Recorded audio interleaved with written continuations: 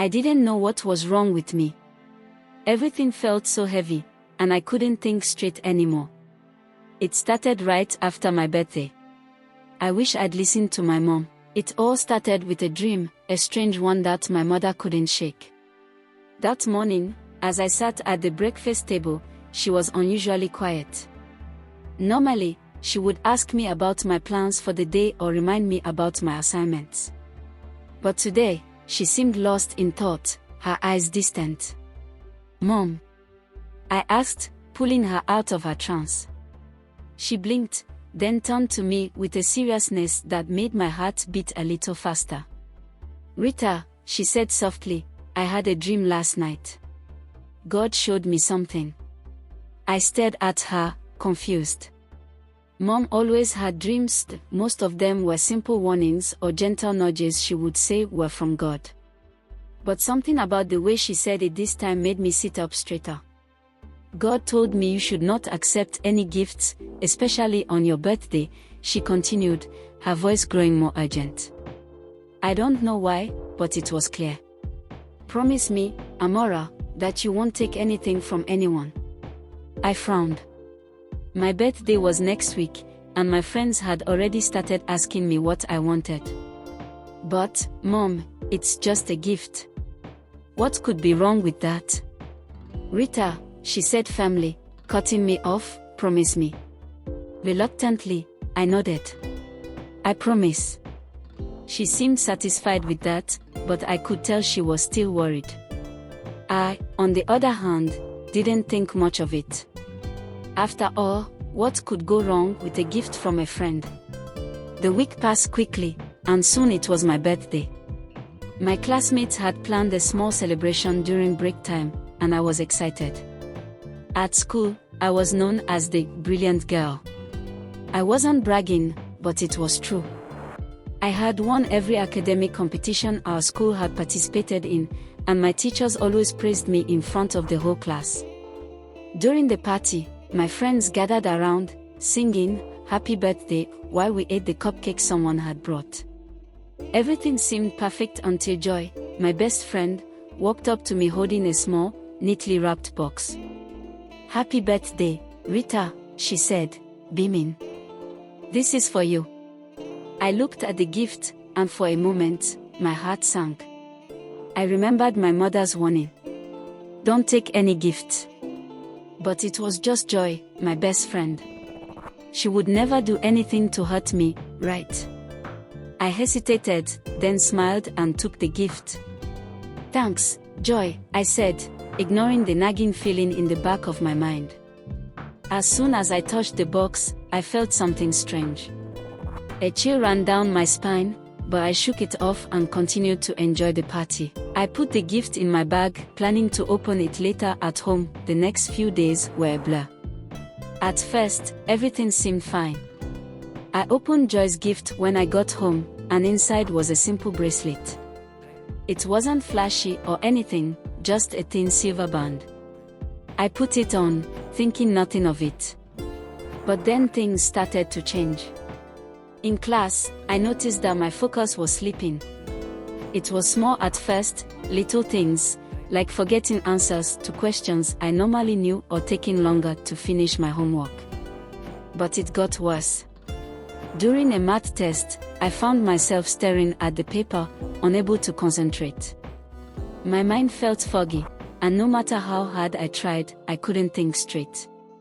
I barely passed the test, and my teacher gave me a strange look when she handed back my paper. "Are you okay, Rita?" she asked. "This isn't like you." "I'm fine," I mumbled, though I wasn't sure if I believed it myself. The next blow came during the regional quiz competition. I had been chosen to represent the school again, and everyone was sure I would bring home the trophy like I always did. But when I stood in front of the crowd, something strange happened. My head felt heavy, and the answers that usually came so easily to me were lost in a cloud of confusion. We lost the competition, and the disappointment on my teachers' and classmates' faces was like a knife in my heart. I didn't understand what was happening. Why was I suddenly failing at everything? Back home, I could barely look at my mom. She had always been proud of me, but now I felt like a failure. It wasn't just about losing the competition, it was like I was losing myself.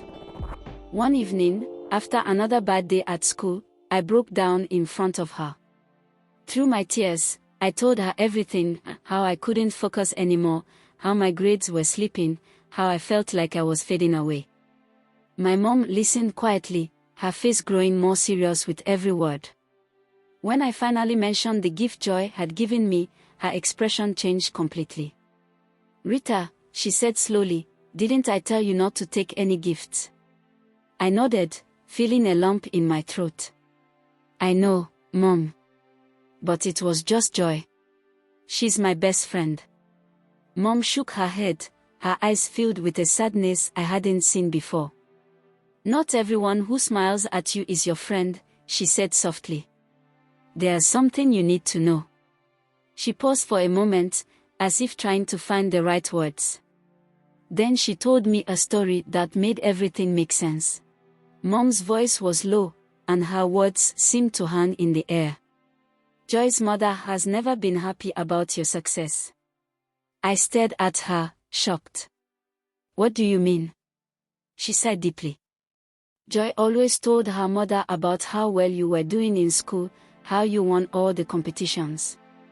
At first, Joy's mother pretended to be proud of you, but deep down, she wasn't. She wanted her daughter to be the one everyone talked about, not you." I felt my stomach twist. Joy's mom. But she always smiled when she saw me, always asked me how I was doing. Could it be true? She became jealous, Rita, my mom continued. "Jealousy is dangerous, and it can make people do terrible things. When she heard about your birthday, she saw an opportunity. She gave Joy that bracelet, telling her to give it to you." I blinked in disbelief. "But, why? Why would she do that?" Mom shook her head, her eyes full of sorrow. "Some people can't stand to see others shine. She wanted to dim your light, to take away what made you special." I felt a lump in my throat, and my hands trembled. "But Joy didn't know, right? She wouldn't." "I don't think Joy knew," Mom said, her voice gentle. "She's just a child, like you." "But her mother did." I looked down at the bracelet on my wrist, the same bracelet Joy had given me. It looked so innocent, but now, knowing what I did, it felt heavy, like a weight dragging me down. "We need to get rid of it," Mom said, standing up. "And we need to pray." That night, my mom prayed like I had never seen her pray before.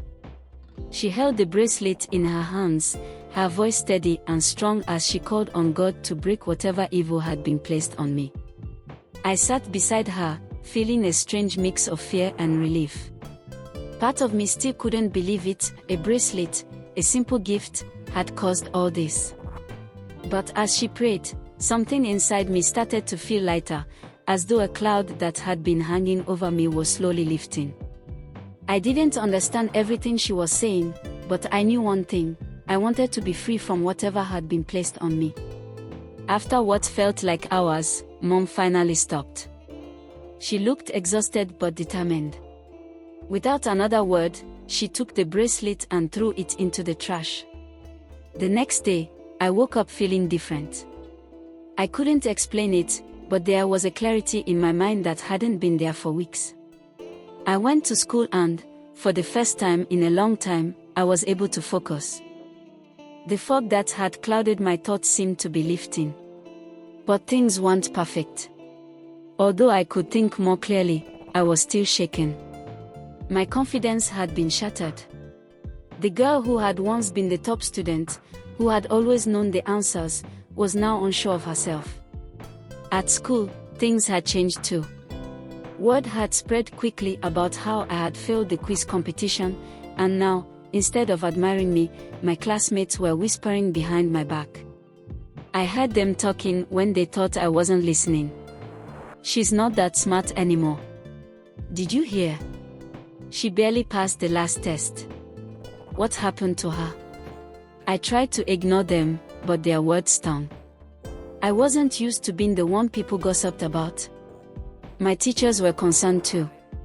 They stopped asking me to answer questions in class, and during group projects, my classmates didn't rely on me like they used to. Even Joy seemed different. She still talked to me, but something had changed between us. I wanted to ask her if she knew about her mom's jealousy, but I couldn't bring myself to do it. What if she didn't know? What if she had been innocent in all of this? But what if she had known all along? The thought gnawed at me, and slowly, we started to drift apart. As the weeks passed, I began to rebuild. It wasn't easy, but I started studying harder than ever. I spent hours going over notes, practicing old quizzes, and doing extra homework. At first, it felt like I was starting from scratch, like I had to relearn everything I used to know. But bit by bit, I began to improve. My mom noticed the change in me too. She encouraged me every day, reminding me to stay focused and to keep praying. God restored what was taken from you, she said one evening. Now it's up to you to hold on to it. Her words gave me strength, and slowly, my confidence returned. By the end of the term, I had managed to bring my grades back up, though they still weren't what they used to be. But that was okay. I wasn't the same girl I had been before the bracelet. I was stronger now, wiser. I had learned that life wasn't just about being the best or winning every competition. Sometimes, it was about surviving the trials that came your way and coming out on the other side stronger than before. It was the end of the school year, and there was one final competition left, a national math tournament that only the top students from each school were invited to. Despite everything that had happened, I was still chosen to represent my school. At first, I didn't want to do it. The memories of my last failure still haunted me. What if I lost again? What if I froze up in front of everyone like I had before? But then I remembered everything I had been through. The bracelet, the gossip, the doubt. I had survived all of it. This was my chance to prove to myself that I could still shine. The day of the competition arrived, and as I stood on the stage, facing the other competitors, I felt a surge of nerves. But this time, I didn't let the fear control me. I took a deep breath, closed my eyes for a moment, and remembered my mom's words. When the questions began, I focused. My mind was clear, and the answers came to me with ease. I wasn't perfect, but I was steady. And when the results were announced, I wasn't surprised to hear my name called. I had won. But this victory wasn't like the others.